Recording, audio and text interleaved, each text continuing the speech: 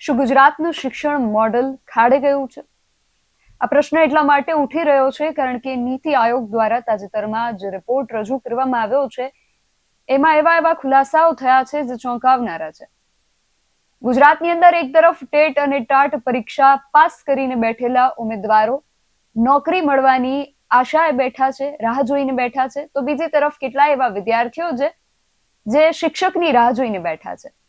આ બંને એકબીજાની રાહ જોયા રાખે છે, પરંતુ વચ્ચે ક્યાં અને કોણ થાપ ખાઈ રહ્યું છે અને આ બંનેના વિકાસને અટકાવી રહ્યું છે વગેરે વિશે આજે ચર્ચા કરીશું.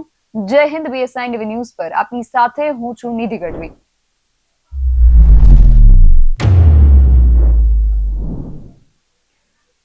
ગુજરાત, જેને વિકાસના મોડલ તરીકે ઓળખવામાં આવે છે, એની શિક્ષણ વ્યવસ્થા શા માટે ખાડે જઈ રહી છે?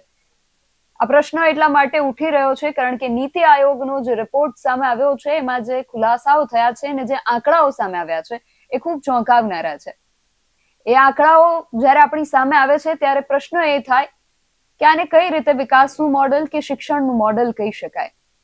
આ બાબતે આજે ચર્ચા કરવી છે. ઘણા બધા પ્રશ્નો છે, એ પ્રશ્નોના સમાધાન મેળવવા માટે આજે પ્રયાસ કરવો છે અને આ બાબતે ચર્ચા કરવા માટે આજે આપણી સાથે જોડાયા છે ભાજપના પ્રવક્તા નિલેશભાઈ સોલંકી આપણી સાથે જોડાયા છે અને કોંગ્રેસમાંથી ગૌરંગભાઈ મકવાણા આપણી સાથે જોડાયા છે. આ બંને મહાનુભાવોનું BSI ન્યૂઝમાં ખૂબ સ્વાગત છે.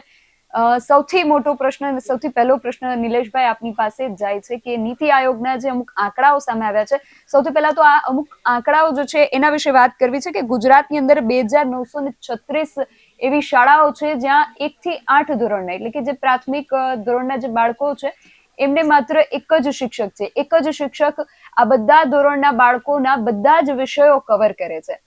એક આ જે આંકડો છે એ આપણી આંખ ઉઘાડતો આંકડો છે.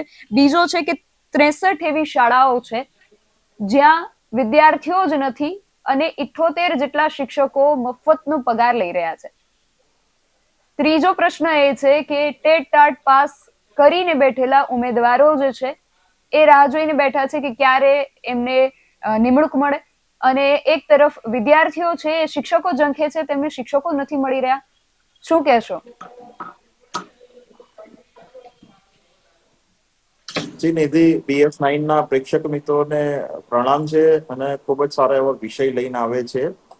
તો આજે આ જે ભારત સરકારે 2047ના જે રોડ મેપને અનુસંધાને જે ભારત સરકારે નીતિ આયોગ શિક્ષણ મંત્રાલયને આજે ફરજ પાડી છે કે ભાઈ જે ફેર રિપોર્ટ હોય, આજે નીતિ આયોગનો રિપોર્ટ સમગ્ર ભારતના બધા જ રાજ્યને અનુલક્ષીને થતો હોય છે. આ ખૂબ જ સારી વસ્તુ છે કે ફેર રિપોર્ટ આપ્યો છે, કે ના કોઈ ત્રુટીને દબાવવામાં આવી છે, બલકી એને સુધારવાના પ્રયાસમાં કહી શકાય કે દિવસે ને દિવસે નવી શિક્ષણ નીતિ જે 2020થી અમલમાં આવી કે બધા જ રાજ્યએ આને સ્વીકારી છે અને અમે જે કહી શકાય કે આધુનિક યુગમાં કે નરેન્દ્રભાઈ જે પ્રધાનમંત્રી આજના છે અને મુખ્યમંત્રી ગુજરાતના હતા, તો ભર ઉનાળે આંગળી પકડીને નીતિ એ સ્કૂલમાં દીકરા દીકરીઓને લઈ જતા હતા. અને આજે ખૂબ જ સારું એવું ગુજરાતમાં શિક્ષણ છે. નીતિ આયોગનો રિપોર્ટ સમગ્ર રાજ્યોમાં, હું નકારતો નથી, હું એને આવકારું છું કે જે ત્રુટી જે રિપોર્ટમાં, મેં આખો રિપોર્ટ મારી પાસે જ છે, મેં આખા રિપોર્ટનો સ્ટડી પણ કરેલો છે. એ આખા રિપોર્ટમાં ક્યાં ક્યાં શું ત્રુટી છે, કઈ રીતની સરકારને, રાજ્ય સરકારનું ધ્યાન દોરવામાં આવે છે. પણ ખૂબ જ સારી વસ્તુ છે કે પાછળ નહીં પણ એને જે સુધારવાના જે પ્રયત્નો જે એની અંદર જે પોઈન્ટ નાખવામાં આવ્યા છે એ રિપોર્ટમાં છે. અને એવું નથી કે માત્ર ગુજરાતનો રિપોર્ટ છે, કેરળાનો છે, મધ્યપ્રદેશનો છે, રાજસ્થાનનો છે, આ બધા જ રાજ્યના રિપોર્ટ આવ્યા છે. અને બધી જગ્યાએ ભાજપની સરકાર નથી, NDAની સરકાર બધી જગ્યાએ નથી, ભારતના બધા જ રાજ્યોનો રિપોર્ટ આવ્યો છે. તો એ ખૂબ જ સારી વસ્તુ છે કે સરકારે, રાજ્ય સરકારને એ કહી શકાય કે માર્મિક ટકોર આ નીતિ આયોગનો રિપોર્ટ આ ભાજપ સરકારની પ્રણાલી છે કે ભાઈ ગુજરાત રાજ્યમાં કહી શકાય કે 2002 થી માંડીને અત્યારે 2026 સુધી જે ડ્રોપ આઉટ રેશિયો હતો છે 22% સુધી, આજે 2%થી નીચે લાવ્યા છીએ.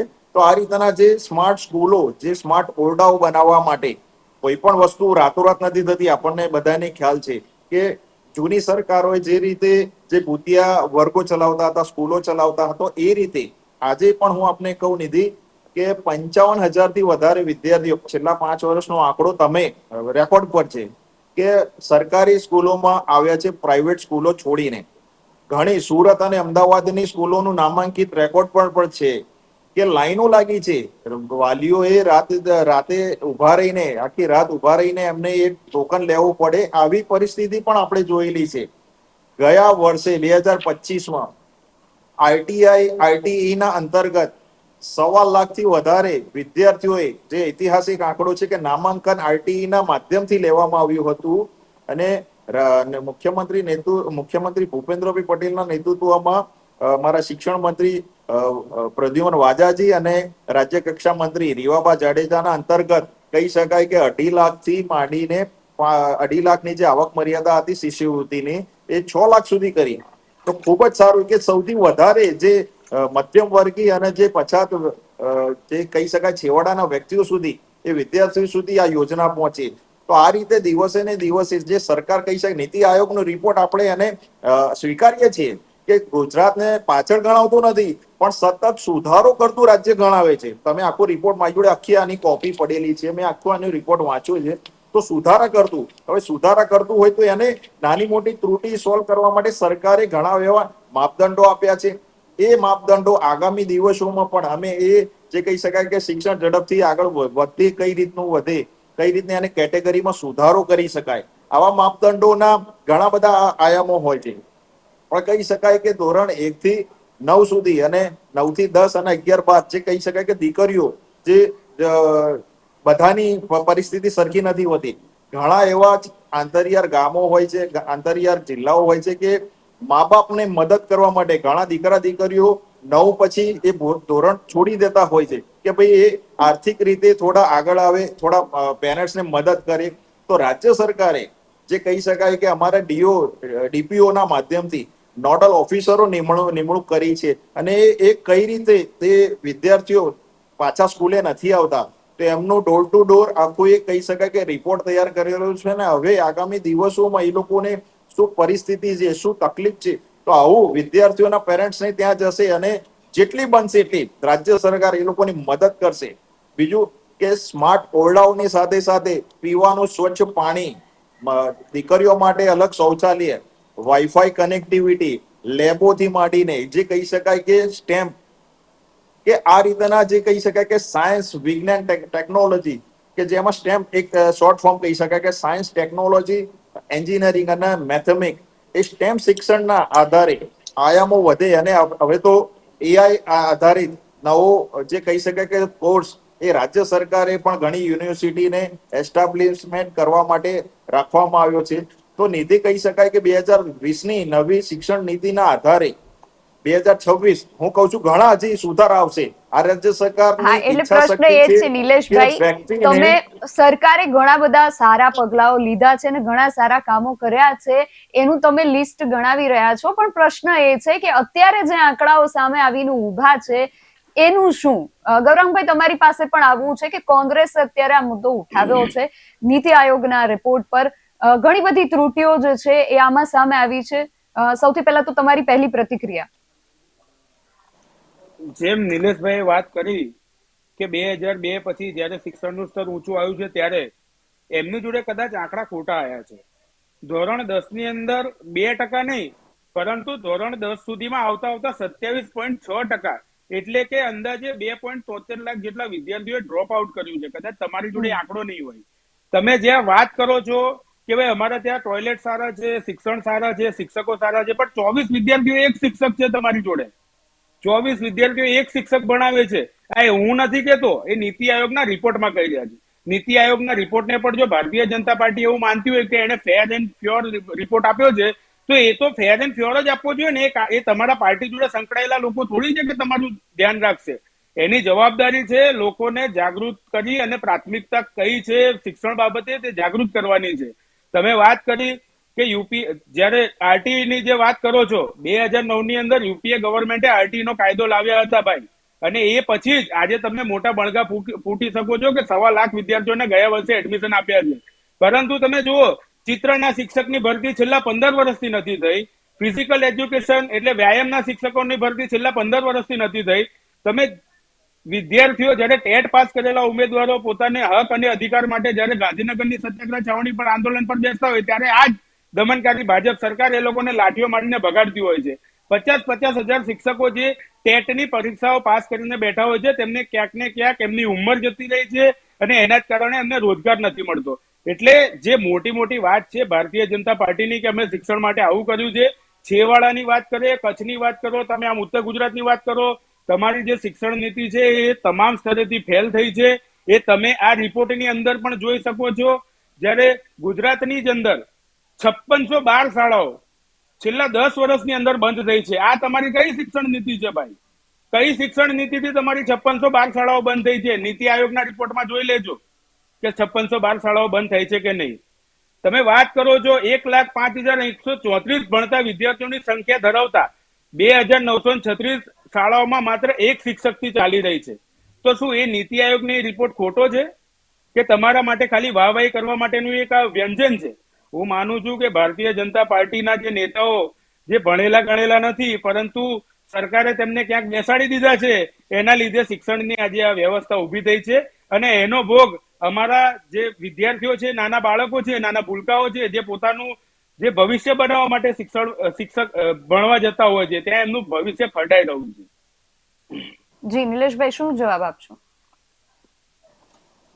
એમને આખી મારા જે ડાયલોગને ટ્વિસ્ટ કરી દીધો કે નીતિ આયોગે જે રિપોર્ટ આપ્યો છે અને અમે આવકારીએ છીએ, બરાબર. બીજી વસ્તુ કે એમને કહ્યું તો 2026માં ધોરણ 1 થી 5માં 11,000, જે સૌથી મોટી ફિગર કહી શકાય, 11,000 વિદ્યા સહાયકોની ભરતી જાહેર કરવામાં આવી હતી.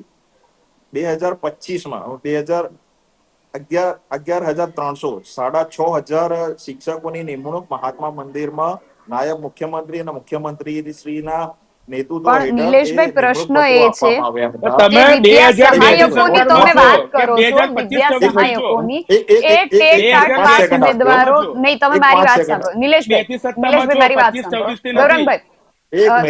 વિદ્યા સહાયકોની વાત નથી, માત્ર ટેટ પાસ ઉમેદવારો છે એ લોકો પરમનન્ટ નોકરીની રાહ જોઈને બેઠા છે. એ લોકો ગાંધીનગરના સત્યાગ્રહ છાવણીમાં સત્યાગ્રહ કરી ચૂકેલા છે, એમને રસ્તા પર ઢસડવામાં આવ્યા છે. એ લોકો એક સારી અને પરમનન્ટ નોકરીની આશાએ બેઠા છે. એ ઉમેદવારો, એમને કોઈ સારી કે પરમનન્ટ નોકરી નથી મળતી અને વિદ્યાર્થીઓ શિક્ષકોની રાહ જોઈને બેઠા છે કે અમને કોઈ સારા શિક્ષક આવીને મળે તો અમને ભણાવે ને અમારું ભવિષ્ય ઉજળું બનાવે. આ બંને તમારી પાસેથી આશા રાખીને બેઠા છે. તમે બંનેના કામ કરી શકવા સક્ષમ છો, અત્યારે સત્તામાં છો, છતાં બંનેને શા માટે આશાના કિરણો સુધી જ તમે એને સીમિત રાખ્યા છે? એમને ક્યારે એમને આગળ વધારશો? બેન, એક તો પહેલા કે ગુજરાત સરકારમાં ઘરે ઘરે નોકરી આપી શકાય એવું છે નહીં. બીજી વસ્તુ કે ભારતીય જનતા પાર્ટીની સરકારે કેલેન્ડર પ્રમાણે, મેં આપને કહ્યું કે ઐતિહાસિક આંકડો 11,000ની ભરતી બહાર પાડી છે.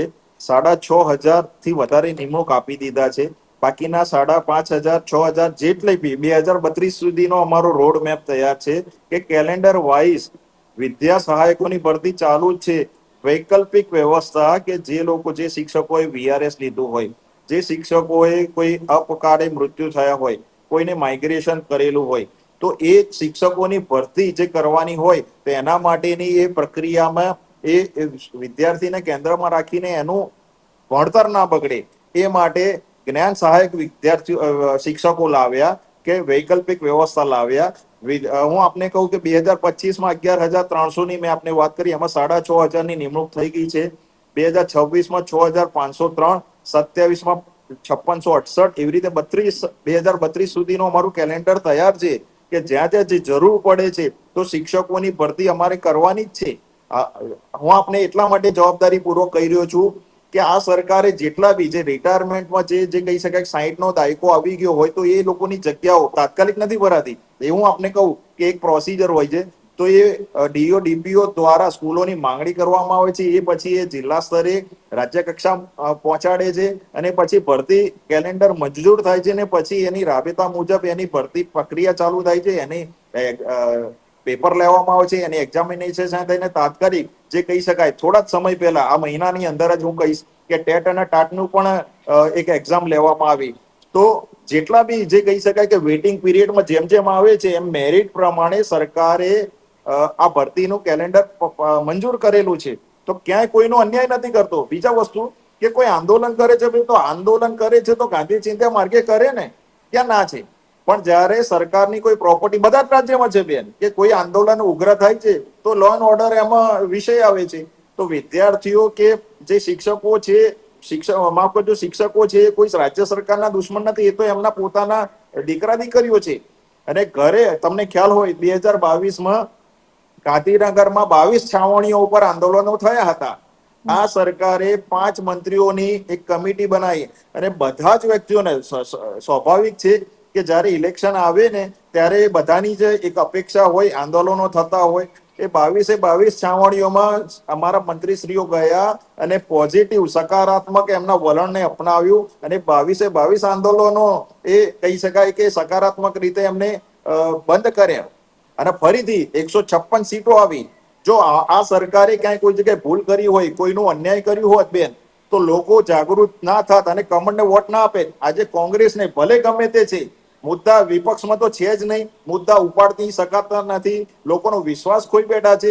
તો હું માનું ત્યાં સુધી નીતિ આયોગના નામે રાજકારણ ના કરવું જોઈએ. હું આપને એટલા માટે કહી રહ્યો છું કે આ વિદ્યાર્થીઓના વિષયની વાત છે, તો સરકાર આમાં ગંભીરતાથી ધ્યાન આપી રહી છે. રાજ્ય સરકાર કહી શકાય કે 4 લાખ કરોડ બજેટમાં બેન 65,000 રાજ્ય સરકારે માતબર સૌથી મોટું બજેટ શિક્ષણ વિભાગમાં આપેલું છે. અને એક વિદ્યાર્થીઓ સુધી આ પહોંચે, એની સ્કોલરશીપ પહોંચે, એને ગણવેશ પહોંચે, એને ચોપડા પહોંચે, આ રીતના સમીક્ષા વારંવાર શિક્ષા સમીક્ષા કેન્દ્ર સુધી અવારનવાર થાય છે. કોઈ પણ ગૌરંગભાઈ, આપનો શું પ્રશ્ન છે? સાહેબે કીધું કે અમે કોઈને અન્યાય નથી કર્યો, તો તમે મને એમ જવાબ આપો ને કે ચિત્રના શિક્ષકો એ બહારના રાજ્યના છે? વ્યાયામ શાળાના જે વ્યાયામ માટેના જે શિક્ષકો છે એ બહારના છે? છેલ્લા 15 વર્ષથી નથી થઈ એ લોકોની ભરતી બેન. હું નથી કર્યો, તમે ફેક્ટ ફાઇન્ડિંગ કરી લેજો. હું ક્યાંક ખોટો હોઉં તો તમે મને કરેક્ટ પણ કરજો, પણ ક્યાંક ને ક્યાંક વાતો મોટી મોટી કરવાની. જી ગૌરંગભાઈ, વાતો મોટી મોટી કરવાની. કોંગ્રેસ પાર્ટી એ આંદોલનમાંથી ઉભેલી પાર્ટી છે ભાઈ. એ એવું નથી કે ભાઈ કાલે હાથ પકડીને ઉભા કરીને બેસાડી દીધા છે ને અમે લોકોના ન્યાય માટે, અધિકાર માટે અને હક માટે અંગ્રેજો સામે પણ લડ્યા છે, તમારા સામે પણ લડવા માટે તૈયાર છે. અમે ક્યાં નથી, અમે લોકોના દિલમાં છે, અમે લોકોના દિલમાં છે, એટલે જ અમે કહીએ છીએ, એટલે જ અમે કહીએ છીએ કે તમે અમારી ચિંતા ના કરશો, તમે વિદ્યાર્થીઓના હક અધિકાર માટે તમે શિક્ષકો રાખો, તમે શિક્ષકો માટે રાખો.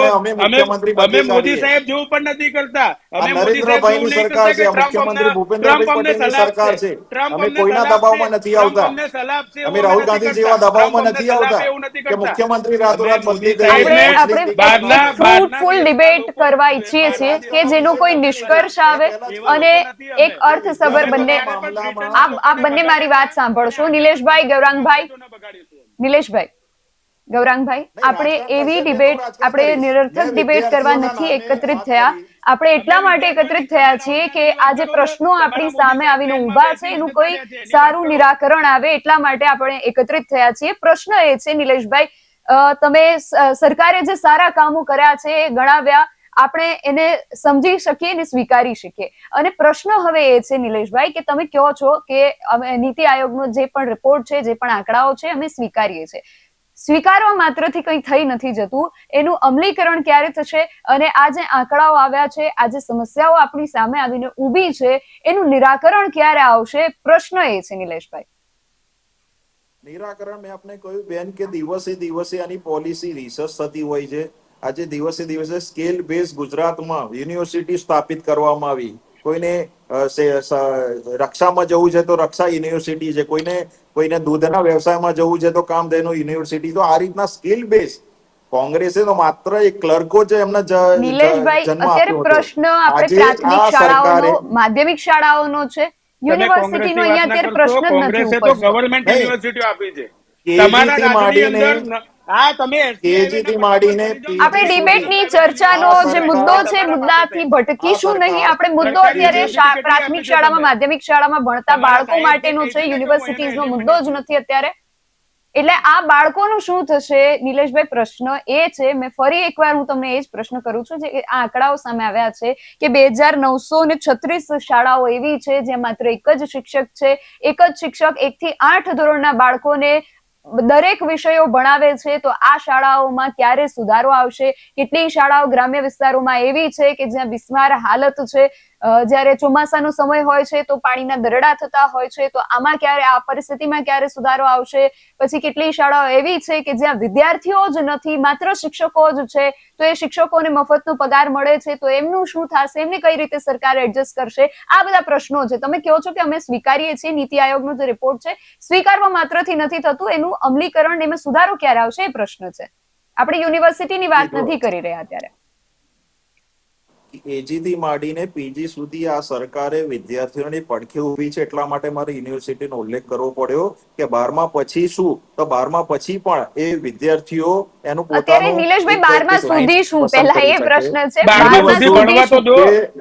ધોરણ 12 સુધી પછી કે ભણશે, શિક્ષક તમે હશે જે તો વાતો ભણશે ને. કરી, હું તમને મુદ્દાસર જવાબ આપું. 1 મિનિટ ભાઈ, 1 મિનિટ. કોંગ્રેસના જી, નિલેશભાઈને આપણે પહેલા સાંભળીએ. બોલો બોલો ગૌરાંગભાઈ, બોલો બોલો જે વક્તા જો બોલો, એક સારા સાંભળનાર તો બનો. હું તમારી વાતમાં નથી વચ્ચે બોલતો. જી, જી. આ વિદ્યાર્થીઓના વિષયમાં આ ચર્ચા થઈ રહી છે. આપણે અહીંયા રાજકારણ નથી કરવાનું. જ્યારે તમે વાત કરી કે ભાઈ આંતરિયાળ ગામડાઓમાં કે કોઈ જગ્યાએ ત્યાં ઓરડા ખાલી હોય છે, તો ઘણી જગ્યાએ એવું બને છે કે ભાઈ જે બાળકો હોય એ બાળકો ઓછા ત્યાં નામાંકન થયેલું હોય, ત્યાં તો કોઈ જગ્યાએ એની એ સંખ્યા ના થતી હોય, તો ઘણા ઓરડાઓમાં 1:2 એ રૂપાંતરિત કરવા પડે. કોઈ જગ્યાએ એવું છે કે શિક્ષકો છે, તમે કહ્યું કે શિક્ષકો છે, અમુક જગ્યાએ બાળકો નથી હોતા, તો એ શિક્ષકોને ત્યાં જે કહી શકાય કે મેં આપને કહ્યું કે જ્ઞાન સહાયક શિક્ષકોની ભરતી કરવામાં આવી. જ્યારે વિદ્યા સહાયકોની ભરતી કરવામાં આવે છે રેગ્યુલર, ત્યારે જ્ઞાન સહાયકોને વૈકલ્પિક વ્યવસ્થાના સ્તરે બીજી જગ્યાએ મૂકવામાં આવે છે. તો જ્યાં વિદ્યાર્થી નથી મળતા કે ત્યાં હવે કોઈ જાતને કોઈ વિદ્યાર્થીઓ મળતા નથી, તો જે એ શિક્ષક છે એ નજીકની કોઈ સ્કૂલમાં જ્યાં જરૂર છે એ ડીપીઓ ના માધ્યમથી એ જિલ્લા સ્તરે એની નિમણૂક કરવામાં આવે છે, પછી એને ત્યાં સ્તરિત કરવામાં આવે છે. બધી જગ્યાએ ગુજરાતમાં એવું નથી કે બધા જ ઓરડા ખરાબ છે.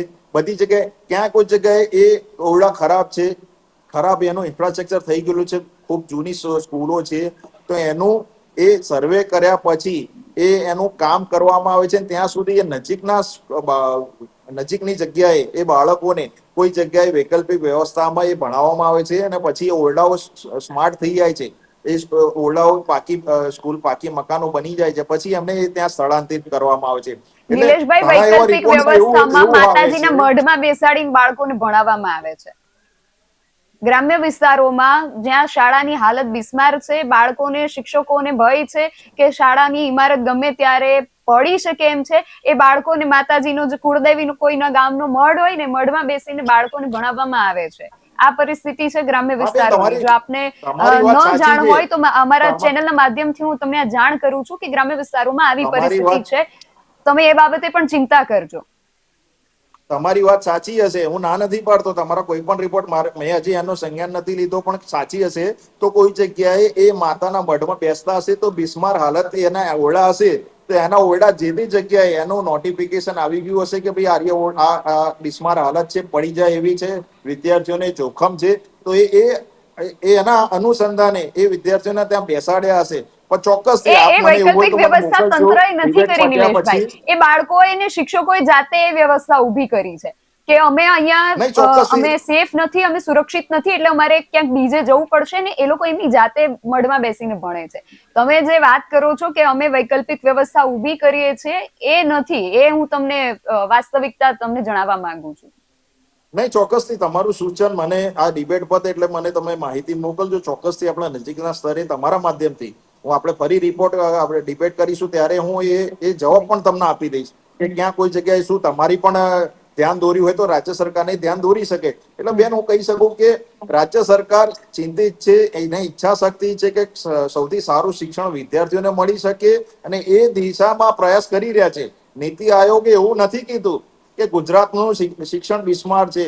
નીતિ આયોગે એવું ક્યાંય નથી કીધું કે ગુજરાત પછાત છે. ગુજરાતમાં સુધારા થઈ રહ્યા છે, અને જે સુધારાની જરૂરિયાત છે એ વધારે છે. આ શિક્ષણ મંત્રાલયે ભારત સરકારને આપેલું છે, અને એ 2047 નો બેન રોડમેપ એમને નહીં હોય. ઇન્ફ્રાસ્ટ્રક્ચરથી માંડીને માંડીને એ બધા સ્તરે કે મહિલાઓ શિક્ષકોથી માંડીને દીકરીઓને સાયકલો આપવાથી માંડીને બધી જ જગ્યાએ જે કહી શકાય કે એક સાયકલ ફરતી હોય કે એના એ રોડ મેપના ધ્યાનમાં રાખીને ગુજરાત વિકસિત ત્યારે જ બનશે બેન કે છેવાડાના ઘર સુધી એ સરકાર પહોંચી હશે, કે છેવાડાના ઘર સુધી એ સરકારની યોજનાઓનો લાભ મળતો હશે. તો એ અનુસંધાને આ રિપોર્ટના અમે તાકીને જે પણ ત્રુટિ છે સોલ્વ કરવાનો અમે આગામી દિવસમાં પ્રયાસ કરીશું. ગૌરંગભાઈ, આપને કઈ આપના તરફથી કોઈ ટિપ્પણી? બેન, જે ભાજપ સરકારનું આ શિક્ષણ મોડેલ છે એ ભ્રષ્ટ અને દિશાવિહીન છે એ નીતિ આયોગના રિપોર્ટ પરથી સ્પષ્ટ લાગી રહ્યું છે. ક્યાંક ટોયલેટ નથી, ક્યાંક બેસવા માટે છત નથી, ક્યાંક વિદ્યાર્થીઓને બેસવા માટે ટેબલ નથી, ક્યાંક એમને ભણાવવા માટે શિક્ષકો નથી, અને ના કે લેબોરેટરી છે. એટલે ક્યાંક ને ક્યાંક આ જે વાતો મોટી મોટી થાય છે, 2002 થી તમારી સરકાર છે, નીતિ આયોગનો રિપોર્ટ આવ્યો તો તમારે સંજ્ઞાન લેવાની જરૂર છે જ કે 24 વિદ્યાર્થીએ એક શિક્ષક કેમ, ચિત્રના શિક્ષકોની ભરતી કેમ નહીં, વ્યાયામના શિક્ષકોની ભરતી કેમ નહીં, જે છોકરાઓ ટેટ અને ટેટ પાસ કરે છે એ લોકોની ભરતીની રામા એમની ઉંમરો જતી રહી છે, એમની ઓવર એજ થઈ જાય છે, એટલે એ પછી ભરતી માટે એ અયોગ્ય થઈ જાય છે. એટલે ક્યાંક ને ક્યાંક અહીંયાથી સીધો રોડમેપ એ 2047 તમારે ગુજરાતના તમામ યુવાનોને બેરોજગાર કરવાનો છે, એવું અહીંયા સ્પષ્ટ દેખાઈ રહ્યું છે. અને નિલેશભાઈ, સાથે પ્રશ્ન એ પણ છે, સુરતની અંદરથી થોડા સમય પહેલા જ એક સમાચાર સામે આવ્યા. સિક્કાની જે રીતે બે બાજુઓ હોય છે, આમાં સારી કામગીરી વિશે પણ મારે વાત કરવી છે. જે પરિસ્થિતિ સામે છે મારે તટસ્થ એના વિશે જ વાત કરવી છે.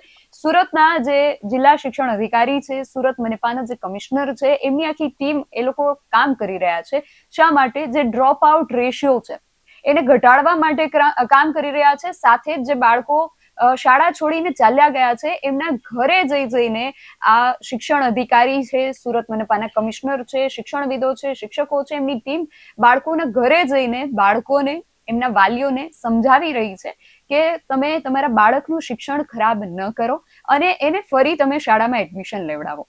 6થા ધોરણમાંથી જે બાળક 7મા ધોરણમાં અથવા તો 7મામાંથી 8મામાં જાય છે એનો જે રેશિયો છે, ડ્રોપ આઉટ રેશિયો વધારે છે 8માંથી 9મામાં. એટલે કે પ્રાથમિકમાંથી ઉચ્ચતર માધ્યમિકમાં જ્યારે માધ્યમિકમાં આવે છે ત્યારે પણ ડ્રોપ આઉટ થતું હોય છે, માધ્યમિકમાંથી ઉચ્ચતર માધ્યમિકમાં જાય છે ત્યારે ડ્રોપ આઉટ થતું હોય છે. એટલે આ રેશિયોને ઘટાડવાની સાથે એ લોકો વિદ્યાર્થીઓને પાછા લાવવા માટે પણ કામ કરે છે. ખૂબ જ સરાહનીય કામ છે. પણ અહીંયા જે આંકડાઓ સામે આવ્યા છે એના વિશે પણ નિલેશભાઈ થોડી વાત કરવી છે. સુરત મનપાની અંદર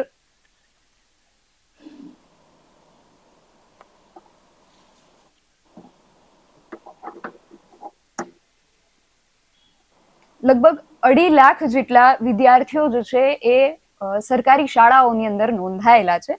આમાંથી આ જે ટીમ કામ કરી રહી હતી એમને 52,000 જેટલા વિદ્યાર્થીઓ એવા સંવેદનશીલ લાગ્યા કે કદાચ આ વિદ્યાર્થીઓ ડ્રોપ આઉટ થઈ શકે છે, એ લોકો શાળા છોડીને જઈ શકે છે. એટલે એમને સમજાવવાનું, એમની સાથે વાતચીત કરવાનું ચાલુ કર્યું. કારણ કે અત્યારે વેકેશનનો ગાળો છે ને એમને શંકા હતી કે લગભગ જૂન મહિનામાં જ્યારે નવું સત્ર ચાલુ થાય છે, નવું વર્ષ જ્યારે ચાલુ થાય ત્યારે બાળકો પરત નહીં ફરે. એમને સમજાવવાનું ચાલુ કર્યું 52,000થી પણ વધુ બાળકોને, અને એમાંથી 3,000 બાળકોના વાલીઓને એ લોકોએ કન્વિન્સ કરી લીધા કે તમે તમારા બાળકોનું ફરી એડમિશન શાળામાં લેજો. 3,000નો આંકડો ખૂબ સરાહનીય છે, આપણે એમની સરાહના કરીએ છીએ. પણ પ્રશ્ન એ છે કે 52,000માંથી 3,000 વાલીઓ માની ગયા છે કે અમે અમારા બાળકોને પરત મોકલીશું. હવે બાકીના 49,000 બાળકોના ભવિષ્યનું શું? ખૂબ જ સારી વાત કરી બેન કે એ જે નોડલ ઓફિસરો કે જે મનપાના અધિકારીઓ, મેં આપણે સુરતની વાત કરી પણ હું સમગ્ર ગુજરાતની વાત કરું કે બધી જ જગ્યાએ જે બાળકો છે કે અમુક સમયે બધાને આ શિક્ષણમાં અમુક મા બાપને મદદ કરવા માટે કોઈ જાતનો કોઈ પ્રોબ્લેમ હોય કે એના જે પણ સોશિયલ સામાજિક વિષય હોય એમાં એ લોકો સ્કૂલે નથી જતા, તો સરકારે જે કહી શકાય શિક્ષણ વિભાગના જે ઓફિસરો, જે અધિકારીઓએ એક લિસ્ટ તૈયાર કરેલું છે. બધા જિલ્લાની વાત કરું આપણે તો આ બધા જ જિલ્લાના જે કહી શકાય કે એના પેરેન્ટ્સને એ કન્વિન્સ કરશે, એ એમની તકલીફો સાંભળશે, ક્યાં શું રાજ્ય સરકારનો રોલ આવે છે, ક્યાં શું કરી શકાય છે રાજ્ય સરકાર તરફથી, એ કોર્પોરેશન તરફથી શું કરી શકાય છે. તો એ લોકોનો સર્વે કર્યા પછી એ વિદ્યાર્થીઓને ફરી એમના સ્કૂલે લાવવા માટે આ રાજ્ય સરકાર આ ડોર ટુ ડોર કરી રહી છે કામ. તો આ કહી શકાય કે તમે કહ્યું એ ખૂબ જ સારી વસ્તુ છે. તો આ સરકારે પણ આ રીતના ઈચ્છા શક્તિ જતાવી છે કે આ બાળકો સ્કૂલે પાછા કેમ નથી ફરતા, કેમ એ લોકોની શું તકલીફ પડે છે? કારણ કે મેં આપને કહ્યું કે ઘણી જગ્યાએ એવું થાય છે કે નાની દીકરીઓ હોય તો એ લોકોનું ક્યાં કોઈ જગ્યા સ્થળાંતર થઈ ગયું હોય, કોઈ પેરેન્ટ્સનો કોઈ વિષય આવે છે, તો એના અનુસંધાને આ ઓફિસરો ઘરે ઘરે જાય છે, એક લિસ્ટ પ્રમાણે જાય છે, અને એ લોકોને શું તકલીફ પડે તો રાજ્ય સરકાર સુધી પહોંચાડે છે, ને પછી એનું સમાધાનની પ્રક્રિયામાં એ વિદ્યાર્થી માત્ર એ સ્કૂલમાં ફરી પાછો આવવો જોઈએ એવો સંકલ્પ અમે લઈએ છીએ. નિલેશભાઈ, તમે જે વાત કરી એ જ વાત મેં કરી કે આ અધિકારીઓ છે એ બાળકોને અને વાલીઓને મળીને કન્વિન્સ કરી રહ્યા છે, પણ મારો અંતે પ્રશ્ન એ હતો કે મેં ખાલી સુરતની વાત કરી છે ને આંકડાઓ ખાલી સુરતના છે કે 49,000 વિદ્યાર્થીઓના ભવિષ્યનું શું, ને એવી રીતે આખા ગુજરાતભરમાં આવા કેટલાય બધા સંવેદનશીલ વિદ્યાર્થીઓ હશે કે જે કદાચ આ નવા સત્રથી શાળામાં પરત નથી ફરવાના. આના માટે અત્યારે રાજ્ય સરકાર શું તૈયારીઓ કરી રહી છે? વેકેશન ચાલુ છે નિધિબેન, હજી આ જે શરૂઆત કરી છે કે આપણે કહી શકાય કે 15 જૂન કે 16 જૂનથી સ્કૂલો ચાલુ થાય, તો એનું અનુસંધાન આજે થઈ 17 થી 18 એક મહિના સુધી આ રાજ્ય સરકાર આ પહેલ કરશે, અને જેટલા વિદ્યાર્થીઓ કહી શકાય કે આપણે 100% પાછા નથી લાવી શકતા, પણ રાજ્ય સરકાર જે પણ એ વિદ્યાર્થીઓનો જે આંકડો આપે કયો એ આંકડોમાં સૌથી વધારે કહી શકાય કે મેજોરિટીમાં કહી શકાય કે એ વિદ્યાર્થીઓના ન્યાય આપી શકાય એ રાજ્ય સરકાર એમાં પહેલ કરે છે. એટલા જ મેં આપને શરૂઆતમાં જ કહ્યું કે અમારા અધિકારીઓ, અમારા કોર્પોરેશનના શિક્ષણ વિભાગના જેટલા બી નોડલ ઓફિસરો છે એ લોકોએ સર્વે ચાલુ કરી દીધો છે. નીતિ આયોગનો રિપોર્ટ તો હમણાં આવ્યો, પણ એ પહેલાથી અમારા જે રજાઓમાં જે કહી શકાય શિક્ષકો કે આ રીતના સારું એવું એજ્યુકેશનના મારફતે કામ કરી રહ્યા છે, અને એ પેરેન્ટ્સને સમજાવવામાં આવે છે કે ભાઈ બાળકોને એ મોકલે, કારણ કે ઈચ્છા શક્તિ પેરેન્ટ્સની પણ જરૂરી છે કે પરાણે એ મોકલતા ના હોય. આ એક જાતનું કહી શકાય કે સોશિયલ સામાજિક વિષય પણ એજ્યુકેશનમાં બને છે કે બાળકો, દીકરીઓ કેમ ઓછું ભણે છે, દીકરાઓ કેમ નથી ભણતા. તો આ રીતે પેરેન્ટ્સે પણ જે કહી શકાય કે 3,000 વિદ્યાર્થીઓ જે એમના પેરેન્ટ્સે એમને જવા માટે મંજૂરી આપી, તો એ રીતે બધી જ જગ્યાએ આવા સારા પ્રતિસાદ એમના પેરેન્ટ્સ પણ આપે છે. તો હું માનું ત્યાં સુધી કદાચ આપણે યાર એ ગુજરાતના એજ્યુકેશનમાં કોઈ રોકી શકે એવું નથી. તો આ રીતે આ જે નવતર પ્રયાસો કરી રહ્યા છીએ, તો આ રાજ્ય સરકાર પણ એ વિદ્યાર્થીને કેન્દ્રમાં રાખીને નીતિ આ કામ કરી રહ્યા છે. તો હું માનું ત્યાં સુધી આમાં આ સફળતા આપણને ચોક્કસથી મળશે. જી ગૌરંગભાઈ, અંતમાં વિપક્ષ તરીકે તમારો શું મત છે કે સરકારે શું કરવું જોઈએ, શું પગલાં લેવા જોઈએ?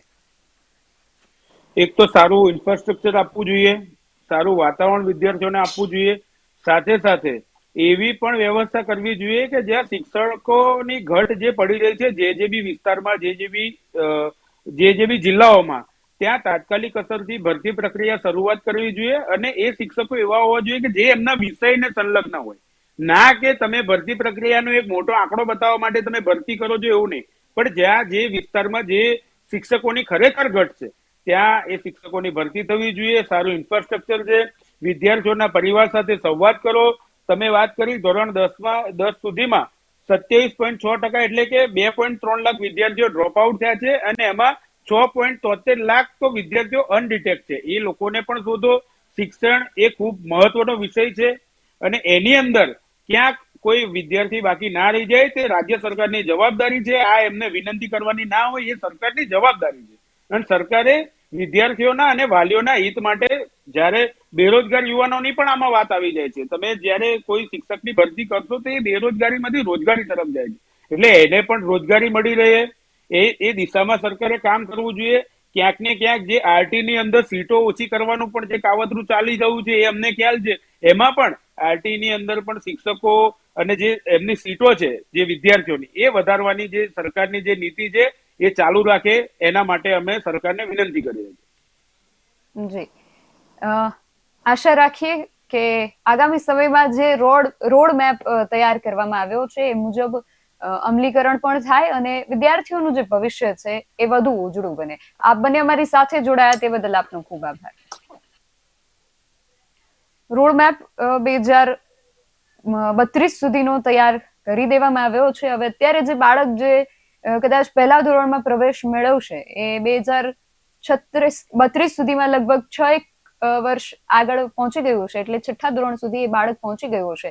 અને ગુજરાતની અંદર 2,936 શાળાઓ એવી છે કે જે માત્ર એક જ શિક્ષક છે ને દરેક વિદ્યાર્થીને ભણાવી રહ્યા છે. 2032 સુધીમાં શું પરિસ્થિતિ રહેશે અને એક બાળક જે છે અત્યારે પહેલા ધોરણમાં છે અને છઠ્ઠા ધોરણ સુધી ત્યાં સુધી પહોંચશે એક જ શિક્ષક પાસે ભણીને, એ બાળકનું ભવિષ્ય કેવું રહેશે અને એ બાળકનો પાયો જે છે એ કેટલો મજબૂત બની શકશે, એ પણ એક પ્રશ્ન છે. આ પ્રશ્ન બાબતે તમારું શું માનવું છે અને અમારી આજની આ ચર્ચા બાબતે તમારું શું માનવું છે, તમારો જે પણ મત છે મને કમેન્ટ બોક્સમાં ચોક્કસથી જણાવજો. આવા જ વધુ અહેવાલો સાથે મળતા રહીશું. તમે મારી યુટ્યુબ ચેનલને સબસ્ક્રાઇબ કરવાનું અને અમને ફેસબુક અને ઇન્સ્ટાગ્રામ પર ફોલો કરવાનું ભૂલશો નહીં. બાકી અવનવી અપડેટ્સ માટે આપ જોતા રહો BS9 TV ન્યૂઝ. નમસ્કાર.